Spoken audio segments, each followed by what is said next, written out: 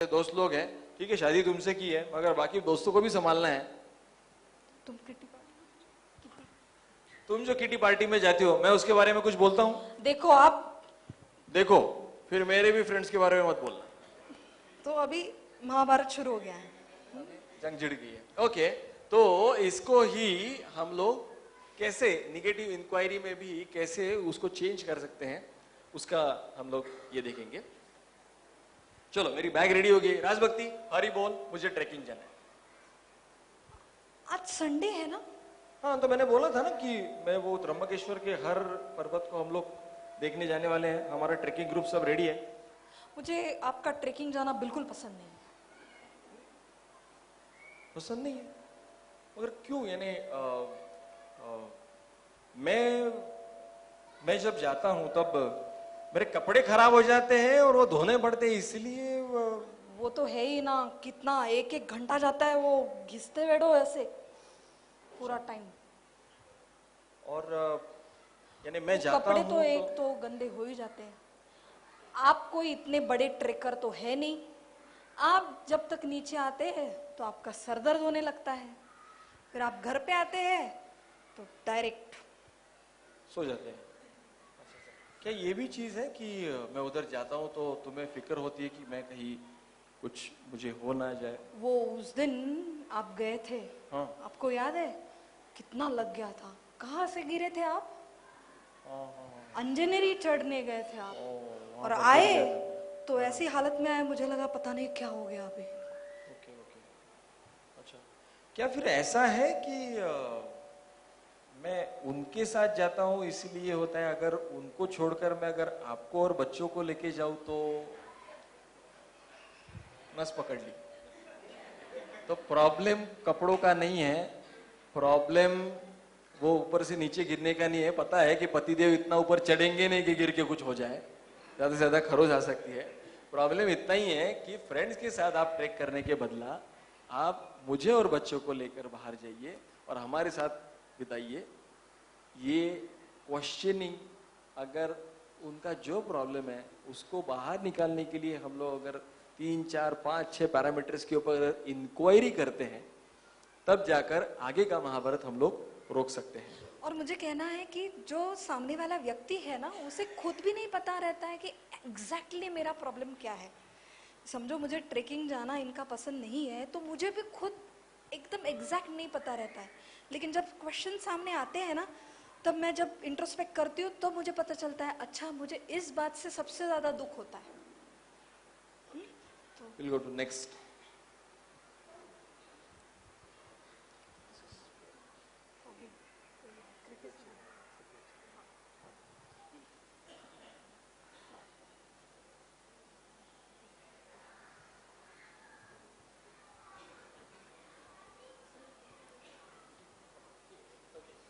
इसको एक्सप्लेन करने वाले हैं क्या पहले?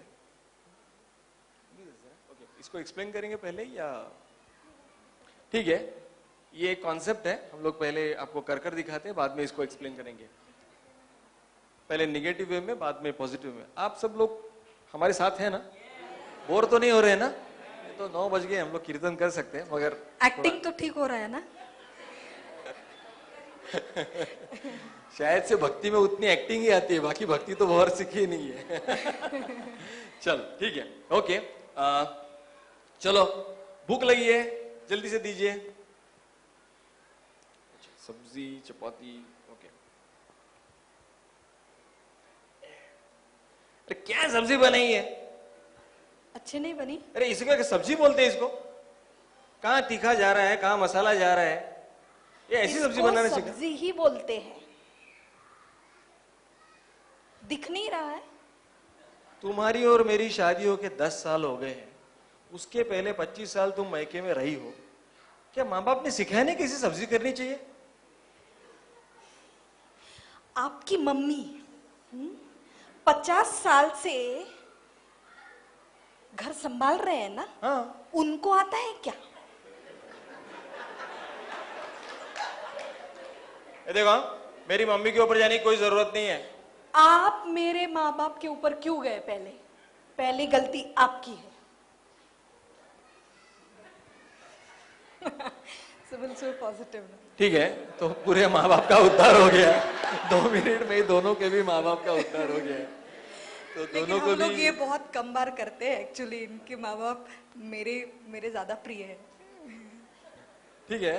तो मेन क्या है कि दोनों माँ बाप Positive. वो हिचकी आ गई है, अभी हम लोग इसको पॉजिटिव तरीके से करते हैं। ठीक है, सबसे अच्छा ओके, चलो प्रसाद। हाँ चलो, ये सब्जी बनाई है, अच्छी नहीं बनी, बिल्कुल अच्छी नहीं है। सब्जी अच्छी नहीं बनी है। अरे तीखा कहाँ जा रहा है, मसाला कहाँ जा रहा है। अच्छा, तीखा भी नहीं है, मसाला भी नहीं डाला है, नमक भी ज्यादा है क्या? हाँ वो भी ज्यादा है। मेरे को एक बात बताओ, तुम मेरे साथ 10 साल से हमारी शादी हुई है, 25 साल से तुम पहले उधर घर पे थी, माँ बाप ने सिखाया नहीं कैसे सब्जी बनानी चाहिए? अच्छा, 25 साल, 10 साल, 35 साल हो गए, 35 साल में सब्जी सीखा नहीं। अभी ऐसा नहीं है, मैं क्या बोल रहा हूँ, ऐसा सब्जी अगर आप अच्छा बनाते हो तो खाने वाले को भी संतुष्टि ज्यादा मिलती है। हाँ। तो मेरा कहने का मतलब यही था कि आप जब भी कभी मुझे परोसते हो उसके पहले थोड़ा चख लिया करो। तो कई बार मूड ना अच्छा होने के कारण इंसान बहुत कुछ बोल जाता है और सामने वाले उसको अपोज करने की कोशिश करता है, तो वो क्या हो रहा है, अग्नि में तेल के समान, स्वाहा स्वाहा, और जो कुछ भी आएगा वो सिर्फ भड़का उठेगा उससे। तो वही अगर सामने वाला इंसान तब थोड़ा दिमाग शांत रखे, जैसे बोलते हैं कि अगर क्रिटिकल फीडबैक आ रहा है, और तब अगर हम शांति से उसको इन प्रिंसिपल एग्री करें, कि ऐसा नहीं कि हम लोग वो चीज जो भी वो सामने वाला बोल रहा है उसको एक्सेप्ट कर रहे हैं, और वो जो बोल रहे हैं अपन तो उनके पैर में जूती है, इसका ये मतलब नहीं है। सिर्फ वो व्यक्ति जो कहना चाहता है, इन प्रिंसिपल उसको उस चीज को एग्री करो, शांति से रहो। सरकाज़म उसमें नहीं होना चाहिए। सरकाज़म आ गया तो इंसान शांत होने के बदला डबल भड़क जाएगा। तो इसको एक जोक याद आ गया मुझे, हम लोग करते ना कभी कभी, अरे मुझे गर्म पानी मेरे लिए तैयार करो, मुझे नहाना है। तो शायद से बीवी बोलेगी गर्म पानी रेडी नहीं है तो क्या करोगे? ठीक है मैं ठंडे पानी से ही नहा लूंगा। तो दोनों पार्ट पर अगर हम लोग थोड़ा सा, इसीलिए बोलते हैं ना गृहस्थ आश्रम ये बहुत ही अलग प्रकार का, इसमें प्रगति होती है। हम लोग 3 पैर आगे जाते हैं, फिर हम लोग 2 पैर पीछे आते हैं, फिर हम लोग फिर से 3 पैर और आगे आते हैं, हम लोग 2 पैर पीछे जाते हैं, फिर हम लोग फिर से 3 पैर आगे आते हैं और फिर हम लोग 2 पैर पीछे आते हैं। तो ऐसा धीरे धीरे करते करते प्रगति भले ही धीरे धीरे हो रही है मगर वो प्रगति की ओर है। ठीक है, तो अगर एकदम दौड़ने लगेंगे तो शायद से जो पार्टनर है वो पीछे रह जाएगा। तो गृहस्थ आश्रम का सक्सेस इसमें है कि दोनों एक साथ लेकर थोड़ा, भले ही कभी कोई आगे कोई पीछे करते करते आगे बढ़े, लेकिन एक साथ 5-6 लोग साथ में बढ़ रहे हैं, वो हमें ध्यान रखना है। ट्रू। नेक्स्ट।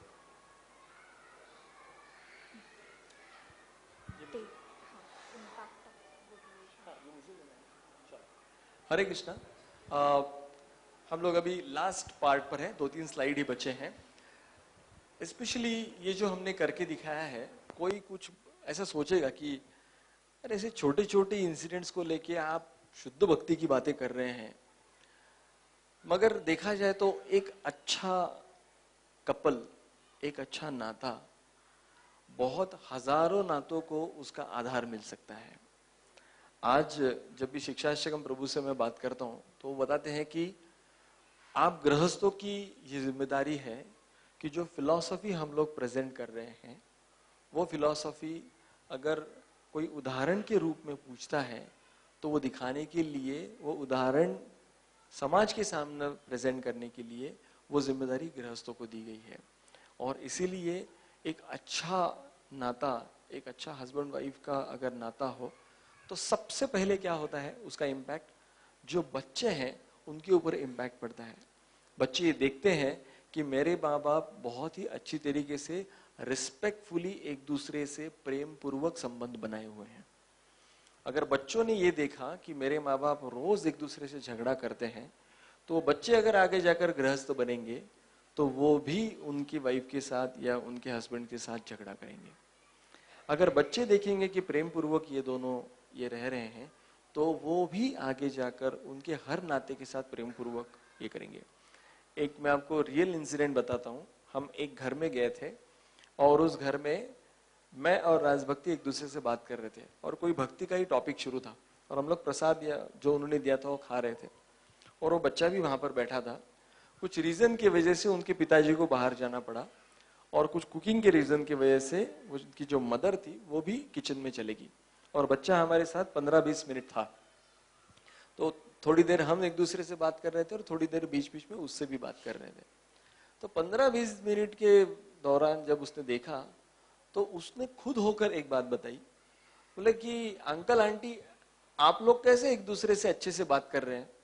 बोला बेटा हम लोग तो हर बार एक दूसरे से ऐसे ही अच्छे से बात करते हैं। क्यों?